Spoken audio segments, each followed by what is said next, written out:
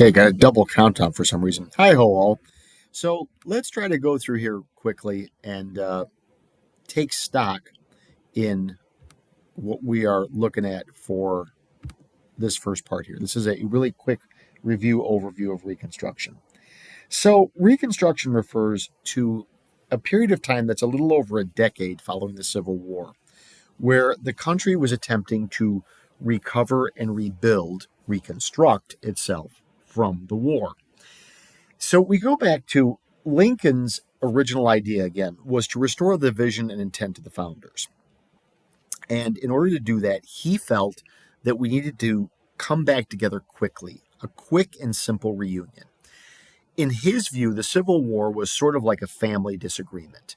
It was ugly, it was nasty, lots of bad things happened, but in the end, we're still family. We make up, we move on. He proposed something referred to as the 10% plan. When 10% of a southern state that had rebelled, when 10% of its population took an oath of loyalty to the Constitution, it was let back into the country and things were hunky-dory. And quite frankly, Tennessee actually accomplished this even before the war ended. And by the end of 1865, I think it's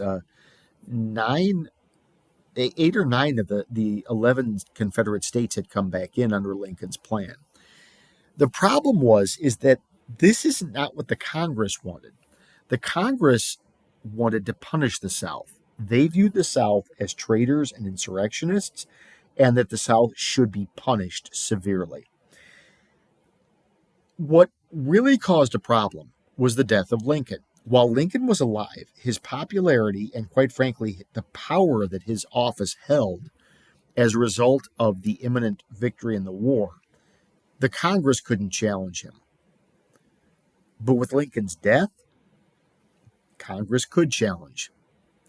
So coming out of the war, we get 3 brand new amendments. You get the 13th Amendment, which officially abolishes slavery. The 14th Amendment, which is a little bit complicated and squirrely. The 14th Amendment establishes what a citizen is. So it gave citizenship to all the former slaves. It set some severe limits and restrictions on what the states were allowed to do legally regarding citizenship. In a very mean-spirited sense, it said that the government would repay the debt from the war, but only the debt of the northern states, not the southern states. So the southern states had to pay off their own debts, and because the southern states paid taxes, they were also paying off northern debts. And finally, maybe the most confusing part about this is something referred to as the Insurrection Clause, which said that no former Confederate politicians, remember CSA is Confederate States of America, no former Confederate politicians could be re-elected to office because they had taken up arms and led an insurrection against America. So this question now comes up that anybody who can be found guilty of leading, causing, or supporting an uprising, because that's what an insurrection is, against the government, cannot run for public office. It really depends on what your definition of insurrection is and where freedom of speech / freedom of expression and insurrection kind of cross the line with each other. Okay, now, then there's the 15th Amendment, which, because southern states kept finding creative ways around preventing blacks from voting, even though they were now citizens, the 15th Amendment establishes the clear, distinct right that former African American slaves had of voting.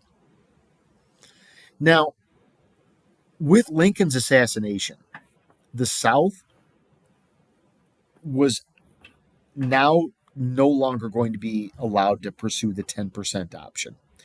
In fact, by the end of the year, Congress threw out all of the southern states that had come back in and retooled the process for being readmitted. Congressional Reconstruction was all about punishing the South. And it divided the South up into districts run by a general, and each district having its own army, a la like the Hunger Games. And this military dictatorship of the South led to the rise of America's first domestic terrorist organization, everybody's favorite group of bigots and bedsheets, the Ku Klux Klan. So, a couple of things here to understand about the Klan. The Klan are a white supremacist organization. They are a hate group, and they are a terrorist organization. They dressed in these silly outfits to represent the spirits of dead Confederate soldiers. Now, this complete loon here in this outfit, wearing what looks like a bag of fruit on his head, is the Grand Wizard or Grand Dragon, depending on which area you're in, of the Ku Klux Klan, the boss man of the Klan. While many people will associate the Klan with Southern Protestant Christianity, the Klan is not Christian.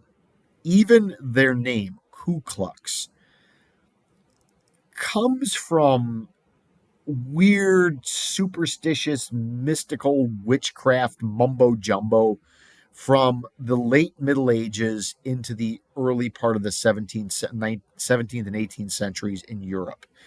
They are very much a mystical secret society that uses Christianity as a sort of a storefront for itself, but they really aren't Christian. They deny a lot of basic Christian teachings, and they do things that are very unchristian. But for normal people, they come across as just being, folksy white Christian folk guys. That they're not. They are not at all Christian. The Klan was begun by this steely-eyed fellow, Confederate General Nathan Bedford Forrest. The truly terrifying thing about the Ku Klux Klan is that at one time, even into the mid 20th century, the Klan was the power base in the South politically. You could not go anywhere politically without the support of the Klan. We have had one president who was an open supporter of the Ku Klux Klan, President of the United States. We've had one recent president whose direct mentor, teacher, tutor, guide was the Grand Wizard of the West Virginia Ku Klux Klan. We have had a Senate Majority Leader who was the Grand Wizard of the Ku Klux Klan. We have had congressmen, governors, and state officials who are all influential Klansmen or supporters of the Klansmen. This is terrifying. Now, to be fair to the Klan, because let's be open and fair about this, they didn't just hate black people, which they did. They hated blacks. They hated immigrants, too. It didn't matter if you were white or not. If you weren't born in America, they hated you. They hated Jews. Didn't matter if you were white. They hated you. Didn't like Catholics. Again, doesn't matter if you were white, born in America, and had been here, like your family traced itself back to the Carols of Carrollton back in, in the late 1600s. Doesn't matter. You're Catholic. We hate you too. And two other groups of people that the Klan hates. Actually, one group, maybe even more than the blacks, if that's possible for them, the carpetbaggers, white Northerners who came to the South to exploit Reconstruction for their own personal gain. And scallywags, the people that the Klan hated the most. White Southerners who were agreeable or sympathetic to blacks and to Northern white Republican ideas. Sometimes for personal gain, sometimes because they genuinely believed it. But the Klan viewed these as race traitors, and they hated them more than blacks if that was humanly possible. Now, one of the things that fueled the Klan's growth in popularity was something that was derogatorily termed black republicanism. Because former Confederate politicians were not allowed back into office, and think about this for a second. It makes perfect sense why you don't want the people who led the Confederacy back in government, because they did it once, they might do it again. On the flip side, they're the only ones who really understood how government worked and ran. What ends up happening is that you get a genuine, well meaning effort to help African Americans in their difficulties and struggles by advancing them in political office. But many of those blacks were unaware of how to run a political office or how to do anything politically to begin with. So they relied on white Northern Republicans to do it for them.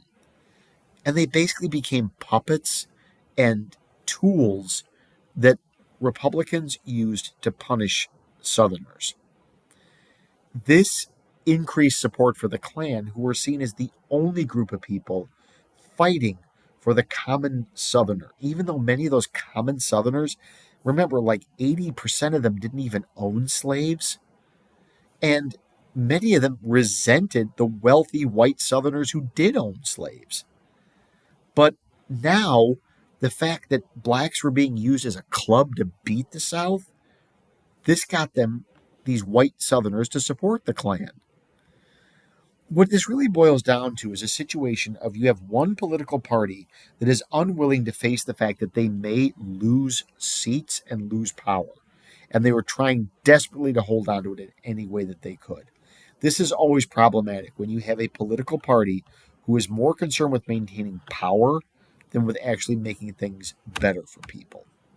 So next class we'll pick up and finish through this. Otherwise, you are all set. Peace and love.